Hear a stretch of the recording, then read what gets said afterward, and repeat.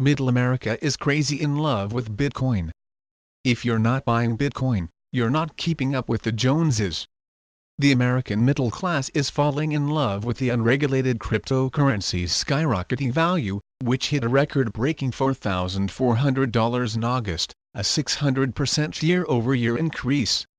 There are now more Google searches for Bitcoin than for Bianchi. It's not just bankers and techno-nerds buying up this digital gold, hoping to sell them for more later, but flight attendants, ironworkers, and small business owners. One of them, Ryan Williams, a 35-year-old school bus driver, admits he doesn't fully understand how Bitcoin or its rivals work. But he does know it's been a hot summer and his 2 kids have been bugging him for a pool. "I said I can't afford it," said Williams. Then he remembered, "Wait, I have Bitcoin." His Bitcoins are kept in a digital wallet, a kind of online account for cryptocurrencies. He transferred a portion of them to his BitPay card, a debit card designed to make it easier to spend Bitcoins at brick-and-mortar stores. Then he went to Walmart, found a 15x36 above-ground summer waves pool for $150, and swiped his BitPay card at the cash register. The pool was the hit of the 4th of July party in the backyard of his 2-story house in suburban Delaware. As the kids splashed around, his guests asked him how he afforded it. "Bitcoin paid for it," said Williams.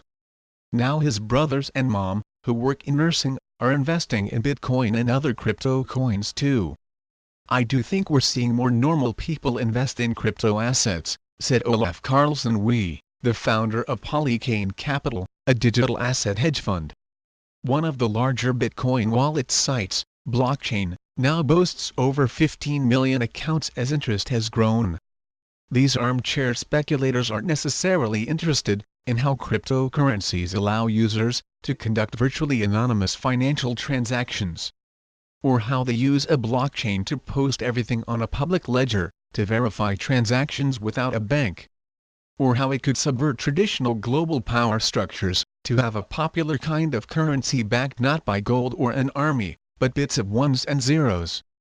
And if you need to know more about how it all works, this is a great explainer. They just want a piece of the action. "It's like being in Apple at 10 cents, said Greg Salerno, a 39-year-old ironworker from Hoboken, New Jersey. He put $1,600 in Bitcoin. Now they're worth over $20,000. In 5 to 10 years you could be sitting on something nice, said Salerno. After hearing about his success, his co-workers come to him for advice. This kid comes in asking, if he should get in on Ripple, should I get in at 20 cents? I say, it can't hurt to put $200 on it. You're going to spend that on drinking all weekend anyway, said Salerno. Besides Bitcoin, there are over 1,000 other types of crypto coins. Some claim to be faster or safer, or just have a funny name. They can be worth anything from less than a penny to several $1,000s. While the potential profits are eye-popping, so too are the risks. Dr. Chen Wu is an associate professor of finance at the University of Texas, who published a paper in the Journal of Financial Planning on how big a part of your investment portfolio should be devoted to Bitcoin. He thinks their volatility and lack of consumer protections make them highly unsuitable for mom-and-pop investors. Bitcoin and vast majority of other cryptocurrencies are inappropriate investments for small investors with limited means and appetite for risk.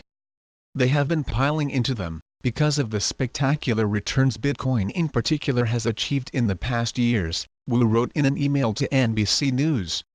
Experts caution that cryptocurrencies generate no cash flows, and have no value other than supply and demand.